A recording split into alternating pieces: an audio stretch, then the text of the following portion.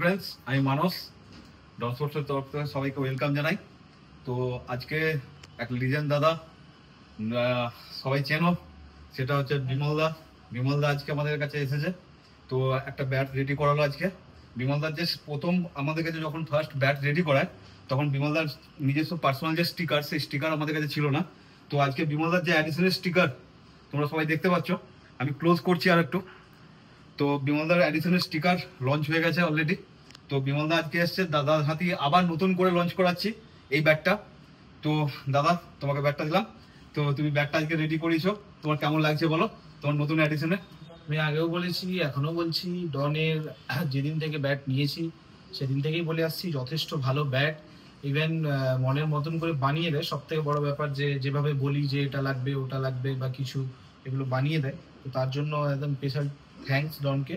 আর bat নিয়ে কিছু বলার নেই, হেভি ব্যাট, মানে যথেষ্ট ভালো ব্যাট বানায়। আমি একদম এর আগে দাদা এর আগে আমি যে 4টে ব্যাট নিয়ে গেছি, এখনো পর্যন্ত 4টে ব্যাটে কনস্ট্যান্ট খেলছি। ইভেন সবাই তো দেখতেই পাচ্ছ ব্যাটগুলো যথেষ্ট ভালো ব্যাট। আর তোমার নামে এডিশনটা যে বার করলাম তোমার কেমন লাগছে বলো? অবভিয়াসলি এই এডিশন বার করা বিমল সিং এডিশন, একদম আমার নামে এডিশন, যথেষ্ট ভালো লাগছে আমার, খুব একটা ভালো খুশি হচ্ছে।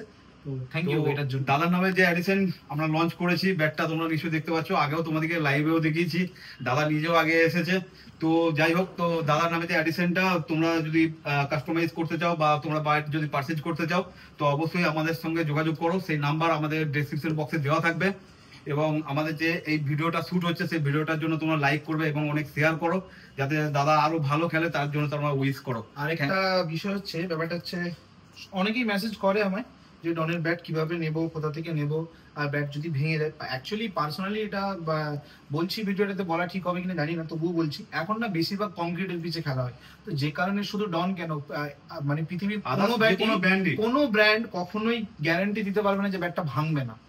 এটা সব থেকে বড় ব্যাপার। যদি মাটির পিচে খেলা হয় আমি তোমাকে লিখে দিতে পারি ব্যাটটা ভাঙবে না, কিন্তু এখন এতটাই কংক্রিট আর চুনসুরকির পিঠে খেলা হচ্ছে যার কারণে ব্যাট রিভার্স প্যাডেলে গেলেই ব্যাট ভাঙার চান্স থাকে। তবুও ডনের ব্যাটে ধরে নাও এতদিন খেলছি, লাস্ট বেশ কিছু টুর্নামেন্ট খেললাম, কংক্রিটের পিচেই খেললাম, আমার 4টে ব্যাটের একটা ব্যাটও এখনো পর্যন্ত ভাঙিনি।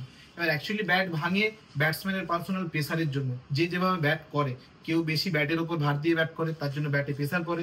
আবার আমাদের মতন কিছু প্লেয়ার আছে যারা ব্যাটটা এমনভাবে ব্যাট করে যে ব্যাট বেশি মাটিতে লাগে না বা কংক্রিটে লাগে না। তার কারণে সবাইকে আমার মানে পার্সোনালি রিকোয়েস্ট যে ব্যাট ভাঙা নিয়ে কমপ্লেন করো না, ব্যাটে বল বেরোচ্ছে কিনা এটা সব থেকে বড় ব্যাপার। ব্যাট তো ভাঙবেই, ব্যাট আসে মাটির পিচেও ভাঙে, কংক্রিটের পিচের জন্য এখন একটু ব্যাট বেশি ভাঙে। তো প্লিজ কেউ এভাবে মানে রিকোয়েস্ট করো না যে ব্যাটটা ভেঙে গেলে কি হবে, ব্যাট তো ভাঙবেই। কংক্রিটের পিচ থাকলে ব্যাট ভাঙে, ব্যাটের কোনো গ্যারান্টি হয় না। এটুকু ব্যাট দেখে কেন যে ব্যাটের গ্রেনস কেমন, ব্যাটের কাটটা কেমন, ব্যাটের কাট যদি ভালো হয় মাটি পিচ কংক্রিটের পিচ যে কোনো পিচেই বল বেরোবে। বাট ব্যাটের গ্যারান্টি কেউ দেবে না, কেউ কোনো ব্র্যান্ড দিতে পারবে না। আর যদি কোনো ব্র্যান্ড দিয়ে থাকে তাকে আমাকে বলুক যে ব্যাটের গ্যারান্টি দিচ্ছি, সে ব্যাট আমাকে দিক, আমি কংক্রিটের পিচে খেলে ব্যাটটা ভেঙে দেবো। থ্যাংক ইউ দাদা। কংক্রিটের পিচে ব্যাট ভাঙবেই, এটা হচ্ছে সব থেকে বেস্ট, এটা মাথায় রাখবে। ব্যাটের গ্যারান্টি কেউ কোনোদিন দিতে পারবে না কংক্রিটের পিচে পিসেস। থ্যাংক ইউ দাদা। Thank you. সবাই ডনকে ফলো করো আর এই ব্যাট নিয়ে খেলো, হেভি অস্বাভাবিক ব্যাট বানিয়েছে। থ্যাংক ইউ দাদা ডন স্পোর্টসে টাইম দেওয়ার জন্য। ওয়েলকাম দাদা, ভালো করে খেলো, উইথ রইল দাদা।